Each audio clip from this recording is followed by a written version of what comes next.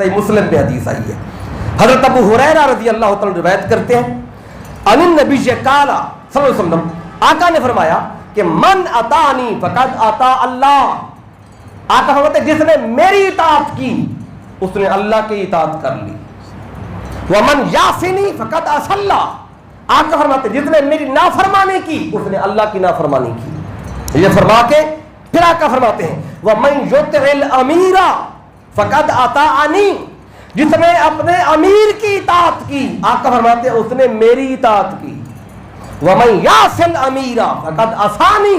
اور جس نے اپنے امیر کی نافرمانی کی آقا فرماتے ہیں اس نے میری نافرمانی کی.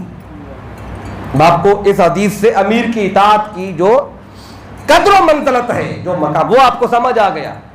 اب لوگوں نے اس حدیث کو لیا اور امیر نے جو بھی کہا اب کہتے ہیں میری اطاعت کرو، کیونکہ جو امیر کی اطاعت کرتا ہے آقا فرماتے وہ میری اطاعت کرتا ہے. جو امیر کی نافرمانی کرتا ہے فرمایا اس نے میری نافرمانی کی. اب جس کو امارت مل گئی، جس کو ذمہ داری مل گئی، جس کو کوئی عہدہ مل گیا، اب وہ چاہتا ہے کہ میرے حکم پہ نیچے عمل کیا جائے.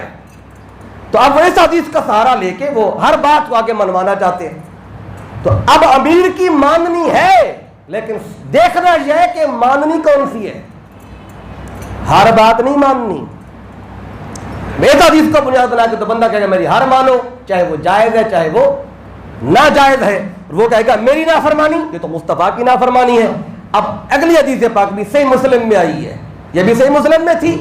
اب اگلی حدیث پاک سن لیں.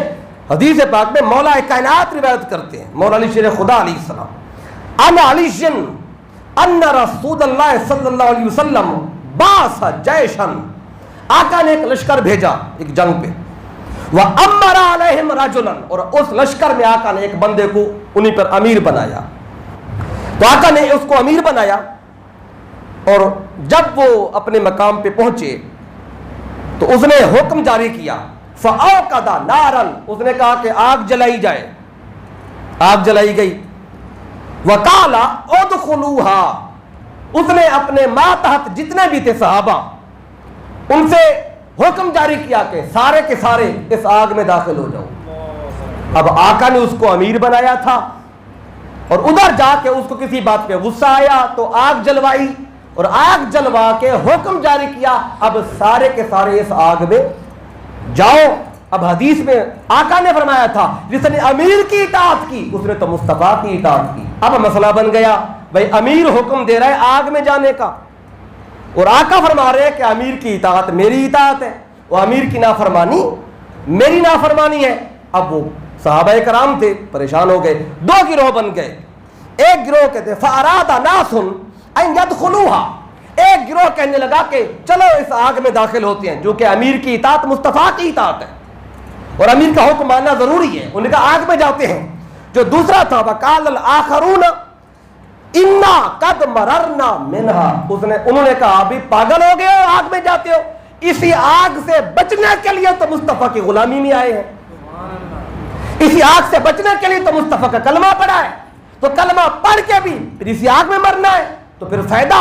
تو انہوں نے کہا نہیں جانا آگ میں. اب دو جب گروپ بن گئے، جو جانا چاہتے تھے پھر وہ بھی رک گئے. امیر صاحب کا حکم ختم ہو گئی بات سارے واپس آ گئے. آگ میں کوئی نہیں گیا. جب واپس آئے تو فَذُكِرَ ذَلِكَ لِرَسُولِ اللَّهِ. یہ واقعہ آ کے جلدی ہی صحابہ کرام نے آقا سے بیان کیا. اس امیر کے بارے میں اس کی غیر موجودگی میں بتایا کہ اس نے ہمیں اس طرح کا حکم دیا. ایک اس کا عیب بتایا نا، نقص بتایا. تو اس کی غیر موجودگی میں اس کا نقص بتا ہے تو غیبت، لیکن یہاں اس کی اصلاح کے لیے پوچھا گیا. اس کی اصلاح ہو جائے، اس نے کیوں ایسا حکم جاری کیا تھا. تو آقا سے یہ جب ذکر کیا گیا تو فقال صلی اللہ علیہ وسلم، آقا نے کیا فرمایا للذین ارادوا ان يدخلوها.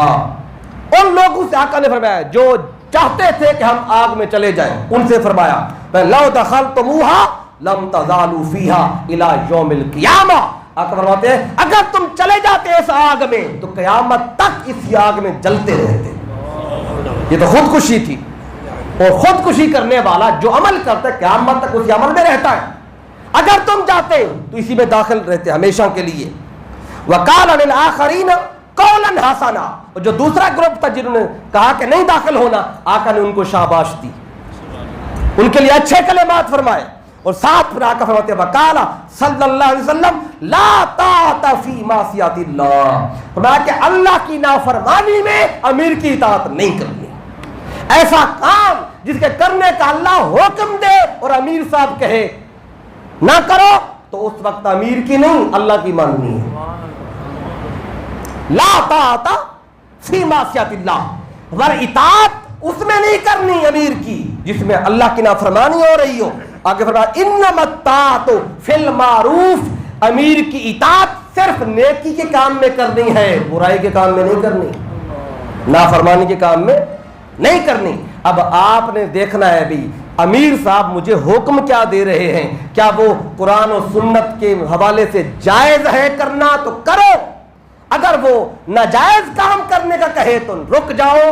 اب اطاعت نیکی کے کام میں کی جائے گی، نافرمانی یعنی امیر صاحب کی اپنی خواہش کے مطابق اس کی اطاعت نہیں کی جائے گی. تو اب اس